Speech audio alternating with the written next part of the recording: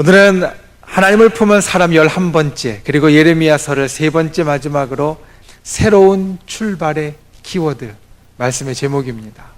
새로운 출발의 키워드. 키워드는 중요한 말, 중요한 생각, 중요한 단어, 이런 뜻입니다. 예레미야는 가장 험난한 세월을 지나온 선지자였습니다. 왜 가장 험난한 세월을 지냈느냐? 하나님의 나라가 무너지는 것을 온몸으로 경험한 사람이 바로 예레미야였기 때문입니다. 다른 선지자들은 하나님께서 이 땅을 심판하시고 하나님의 백성에 대하여서 지금 진노하고 계신다라는 것을 계속해서 전하기는 했지만 스스로 그와 같은 멸망의 순간을 당하지는 않았습니다. 미리 전하고 그리고 대부분 그의 사역이 그 전에 끝났습니다. 예레미야와 거의 같은 시대에 하나님의 말씀을 전했던 에스겔도 유다의 멸망을 경험하긴 했지만 첫 번째 약한 멸망을 경험하고 나서는 저 땅 바벨론에 가 있었습니다. 바벨론의 포로로 먼저 끌려가 있었습니다. 그러니 이 에스겔도 자기 나라가 완전히 멸망했다라는 것을 알고 있고, 그리고 그의 시대에 일어난 사건이었지만 단순히 들어서 알고 있었다라는 겁니다. 그런데 예레미야는 이 모든 것을 당시 유다의 수도였던 예루살렘 성에 살면서 친히 다 경험했던 사람이었습니다. 바빌론이 쳐들어와서 첫 번째로 무너지고 왕이 끌려가고, 또 다시 바빌론이 쳐들어와서 왕의 눈이 뽑혀지고 왕족들이 죽고 모든 자기 친구들, 그리고 유다의 엘리트들, 유다의 장인들, 유다의 기술자들, 좋은 사람들은 다 바빌론으로 끌려가는 것을 보고, 성전이 무너지는 것을 보고, 예루살렘 성벽이 무너지는 것을 보고, 사람들이 죽어나가는 것, 사람들이 고통스러워하는 것, 사람들이 힘들어하는 것, 그것을 이 예레미야 선지자는 친히 자기의 삶 가운데 경험한 사람이다라는 겁니다. 모든 것이 다 끝났습니다. 모든 것이 다 끝났습니다. 이제 나라도 무너졌고 백성들도 끌려갔고 흩어졌고 왕도 없어졌고, 그리고 다시 일어설 만한 기력도 없어진 모든 것이 정말 끝났을 상황, 그것이 예레미야가 경험한 상황이었습니다. 그런데 그 가운데 예레미야 선지자를 통해서 하나님께서 해주시는 오늘 본문의 말씀은 바로 여러분들과 나누려는 오늘 말씀의 제목, 그것을 이야기해 주고 있습니다. 모든 것이 다 끝났다 여겼는데 그때 하나님께서 주시는 말씀, 우리들 삶 가운데도 보면 고난이 있습니다. 우리들 삶 가운데도 보면 힘든 것들이 있고 괴로운 일들이 있습니다. 그런데 여러분, 새로운 출발의 키워드 첫 번째는 바로 그 고난이라는 겁니다. 새로운 출발의 키워드는 바로 고난이라는 겁니다. 예레미야서에 보면 어떻게 보면 얼토당토 않은 이야기가 나옵니다. 무슨 이야기냐면 포로로 끌려간 사람들이 예레미야 선지자에게 소식을 전합니다. 우리나라가 다 멸망해서 우리가 포로로 끌려갔고 이제는 아무 희망이 없어졌는데 우리는 도대체 어떻게 살아야 되겠습니까? 내 고향 땅, 내 조상 땅, 내 가족들 다 떨어져서 저 먼 이국 땅에 이제 포로로 끌려와서 그곳에서 지내고 있는데 이제 우리는 무슨 생각을 하고 어떤 것을 갖고 살아야 되겠습니까? 예레미야서 29장을 보면 그 포로로 살아가는 사람들에게 예레미야 선지자가 하나님의 말씀을 담아 보낸 편지가 있습니다. 그것은 무엇이냐면 포로가 희망이다라는 겁니다. 역설적인 말입니다. 포로는 완전히 모든 것이 끝나가서 이제 제일 힘들고 괴롭고 어려운 상황 가운데 들어간 이제 정말로 절망의 끝이라고 말할 수 있는데, 그 사람들에게 예레미야 선지자를 통하여서 보낸 편지로 하시는 말씀이 무엇이냐? 포로가 희망이다. 포로가 희망이다. 우리 이 땅을 살면서 고난을 당하기를 즐거워하지 않습니다. 고난이 우리를 비껴갔으면 좋겠고 고난이 우리 가운데 다가오지 않았으면 좋겠습니다. 그런데 성경을 보면 그 고난이라는 것은 사실 우리를 비껴가는 것도 아니고 우리에게 다가오지 않는 것도 아닙니다. 왜냐하면 하나님의 선지자, 하나님을 품은 사람, 우리 앞에 위대한 믿음의 선배였던 선지자들이 그와 같은 삶을 산 것을 우리들에게 보여주고 있기 때문입니다. 예레미야서 36장은 예레미야서가 어떻게 오늘날 우리에게까지 전해졌는가, 아주 특별한 이야기를 우리들에게 해주고 있습니다. 성경이 어떻게 기록되었는가, 성경의 몇 부분에서 그것이 나오지만 예레미야서 36장 말씀같이 세세하게 우리들에게 일러주는 것이 없습니다. 거기에 보면 예레미야가 처음에 예레미야의 그 두루마리, 하나님의 말씀을 기록된 가정을 36장 4절 말씀에 이렇게 말합니다. 이에 예레미야가 네리야의 아들 바룩을 부르매 바룩이 예레미야가 불러주는 대로 여호와께서 그에게 이르신 모든 말씀을 두루마리 책에 기록하니라.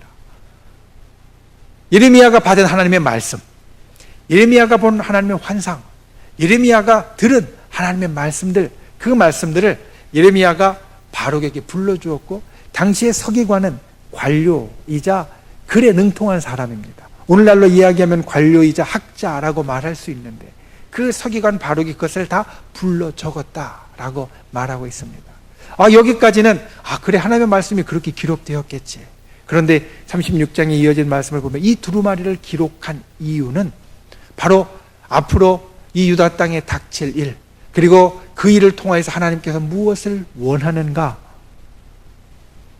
당시의 관료들과 특히 왕에게 알리고자 함이었습니다.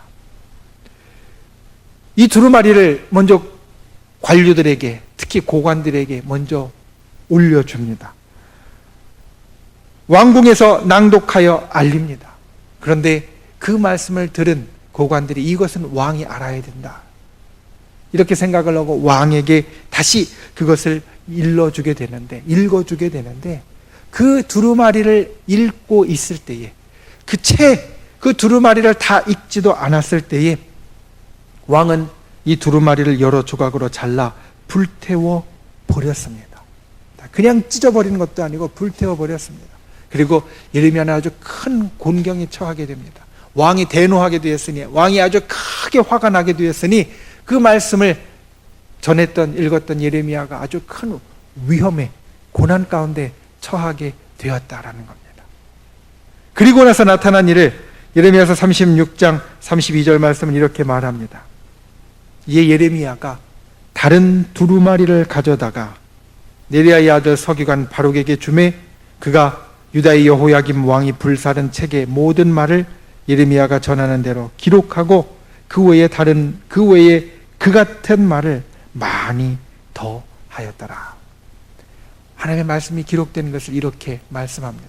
실제로 예레미야서 26장 말씀을 보면 예레미야서 7장에 나타났던 사건, 예레미야가 성전에서 하나님의 말씀을 선포했을 때 예레미야서 7장은 선포한 말씀만을 적고 있는데 26장은 그 말씀을 전한 다음에 어떠한 일이 나타났는지 우리들에게 일러줍니다. 그러한 예레미야의 말씀이 성전에서 전해졌을 때 참 선지자 중에 하나였던 우리야가 죽임을 당하였고, 예레미야도 거짓 선지자인 하나냐와 대결을 하게 되고, 그리고 그의 말씀을 못마땅하게 여겼던 사람들이 그를 죽이려고 찾아다녀서 그의 손에서 숨고 도망했다. 하나님의 말씀을 전한 다음에 어떠한 일이 있었는지 마치 옆에서 관찰한 사람의 이야기와 같이 적고 있다는 겁니다. 이것이 바로 서기관 바룩이 그와 같은 일을 더하였다, 하나님께서 전한 말씀 외에 또 하나님께서 다른 말씀들, 주변에서 나타났던 상황들을 기록하게 하셨다라는 것을 우리들에게 보여주고 있다는 겁니다. 이 말씀 가운데 볼 수 있는 것, 선지자, 하나님의 사람, 하나님이 그 속에 담겨져 있고 우리 신앙의 선배로서 우리가 정말로 위대한 믿음의 사람이라고 부를 만한 사람들에게도 크나큰 고난들이 있었다는 겁니다. 이스라엘 백성도 마찬가지입니다. 이스라엘 백성, 하나님의 백성이었습니다. 하나님의 선택된 백성이었고, 하나님께서 이 이스라엘 백성을 통하여서 내가 온 땅의 주제자이며 내가 온 세상을 창조했고 내가 모든 백성들의 일을 다스리는 그러한 자다라는 것을 보여주는 통로로서 삼으셨던 이스라엘 백성. 그러니 모든 일들이 다른 민족 열방들보다 뛰어나고 잘 되었어도 시원치 않을, 그래도 사람들이 인정할까 말까 할 이스라엘 백성이 멸망했습니다. 망했습니다. 무너졌습니다. 끝났습니다. 죽었습니다. 포로로 끌려갔습니다. 그들이 갖고 있었던 위대한 성과 위대한 성전은 다 무너졌고 돌무더기 같이 되어버렸습니다. 수풀과 같이, 마치 사람이 안 살던 곳과 같이 되어버렸습니다. 그런데 그와 같은 고난, 그와 같은 괴로움, 그와 같은 것이 있을 때 하나님이 하시는 말씀이 바로 이것입니다. 바로 여기다. 바로 여기. 내가 너를 구원할 것, 내가 너를 건져낼 것, 내가 다시 너에게 일어서도록 할 것, 그리고 내가 다시 출발하도록 만들 것. 새로운 출발은 여러분 멈추어 섰다는 이야기입니다. 새로운 출발을 한다라는 이야기는 한번 멈추어 섰다라는 이야기입니다.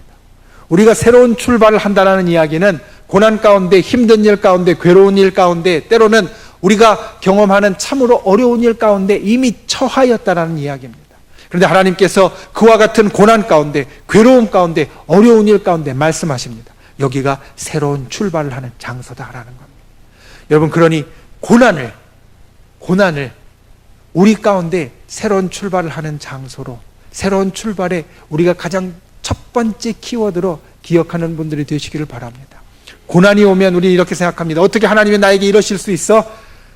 하나님이 어떻게 내가 이제까지 하나님 앞에 보였던 믿음과, 그리고 내가 하나님 앞에 가서 드렸던 시간과, 그리고 내 물질과 내 모든 것이 얼마나 되는데 어떻게 하나님이 나에게 이러한 일이 닥치게 할 수 있어? 나를 이렇게 아프게 만드실 수 있고, 내 주변의 상황이 이렇게 괴롭게 만드실 수 있고, 우리 집에 우리 아들, 딸들이 이렇게 힘든 일 가운데 처하게 하실 수 있고, 내가 하는 일들이 하는 데마다 장애물, 암초에 걸려서 이렇게 괴롭고 힘들 수 있어. 에이, 나 이제 하나님 기도 안 할 거야. 예배 안 드릴 거야.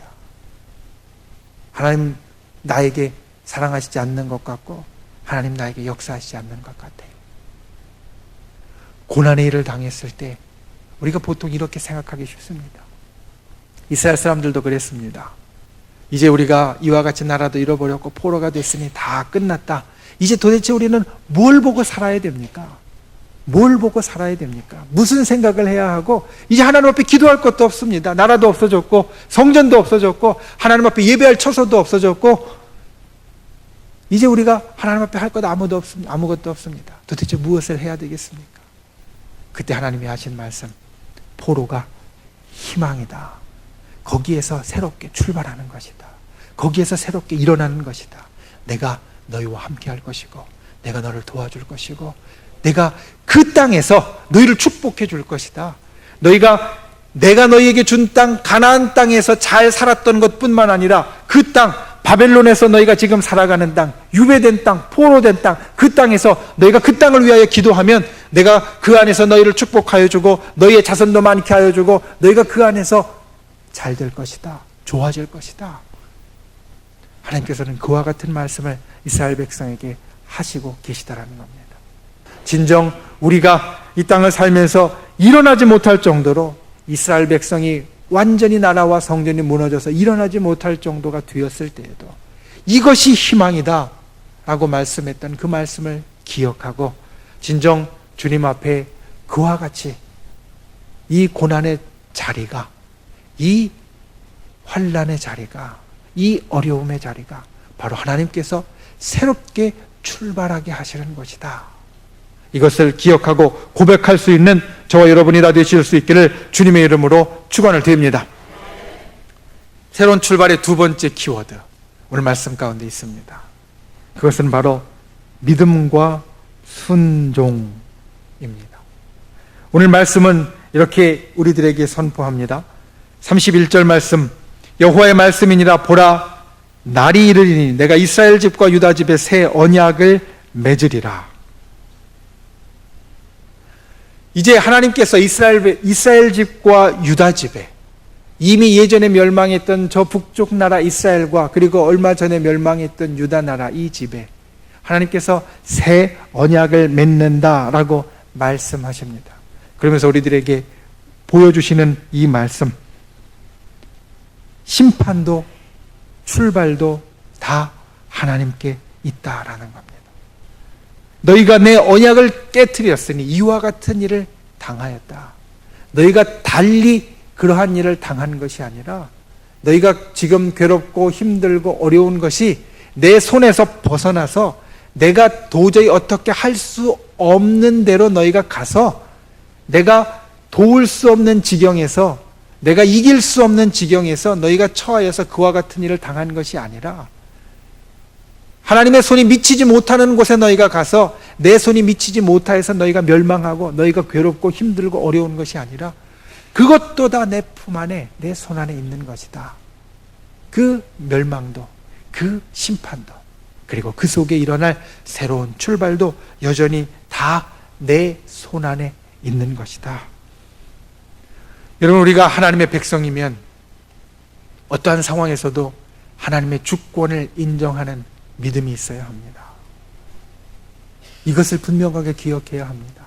여러분, 우리는 어떠한 상황에서도, 때로는 정말로 괴롭고 힘들고 어려운 상황에서도 하나님의 주권이 이 가운데 있고 하나님이 여전히 우리를 주장하시는 분, 주관하시는 분, 이끄시는 분이시다라는 것을 견고하게 흔들리지 않게 믿어야 한다라는 겁니다.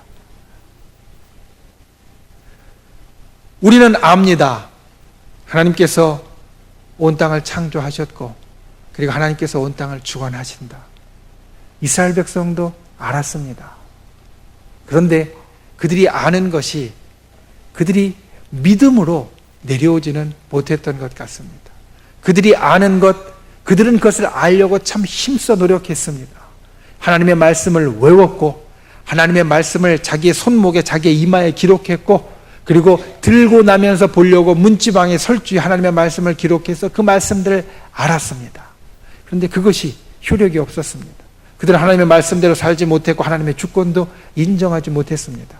그래서 오늘 하나님께서 이스라엘 백성들에게 주시는 말씀이 이것입니다. 33절 말씀에 보면 그날 후에 내가 이스라엘 집과 맺을 언약은 이러하니 곧 내가 나의 법을 그들의 속에 두며 그들의 마음에 기록하여, 그들의 속에 두며 그들의 마음에 기록하여 그들의 하나님이 되고 그들은 내 백성이 될 것이다.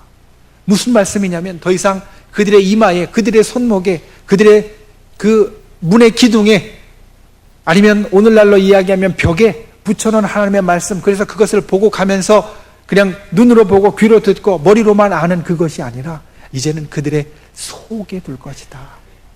그들이 진정 그 말씀을 느끼고 그들이 그 말씀을 진정 믿고 그들이 그 말씀을 진정 따를 수 있도록 그들의 속에, 그들의 마음에 기록하도록 만들 것이다.